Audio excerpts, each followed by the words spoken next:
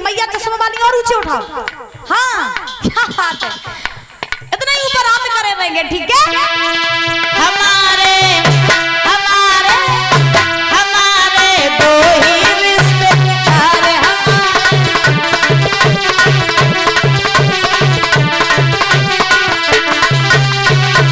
बोलिए गोविंद भगवान की, बोली राधा रानी सरकार की जय जय श्री राधे श्याम। तो अब देखिए कि जब मामा शकुनी ने दुर्योधन से कहा कि तुम पांडवों को हस्तिनापुर में बुला लो, जुआ का खेल खिलवा दो, और जब जुआ का खेल खिलवाओगे तब तुम द्रौपदी को छीन लेना, छीन करके अपने अपमान का बदला ले लेना। जब ये बात कही परीक्षित जी, उसी समय आज दुर्योधन ने विलंब नहीं किया, पत्र लिखा, पत्र के द्वारा 5 पांडवों को हस्तिनापुर में बुला लिया।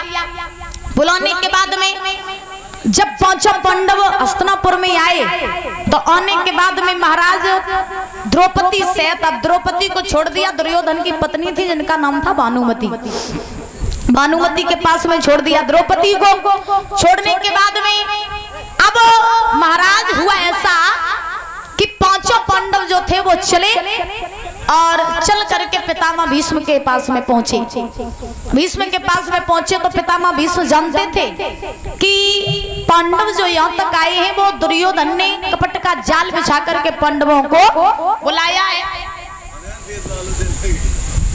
पांडवों ने कपट का जाल बिछा करके पांडवों को बुलाया है। तो उसी समय खोलो इसको, माइक को खोलो। पितामह भीष्म ने पांडवों से कहा बेटा तुम्हें यहाँ नहीं आना चाहिए था। पांडव बोले बाबा क्यों नहीं आना चाहिए था? तो महाराज उसी समय आज पितामह भीष्म ने कहा कि तुम्हें इसलिए नहीं आना चाहिए था क्योंकि दुर्योधन ने तुम्हारे लिए यहाँ कपट का जाल बिछाया है। अभी भी कुछ नहीं बिगड़ा, यहाँ से लौट जाओ।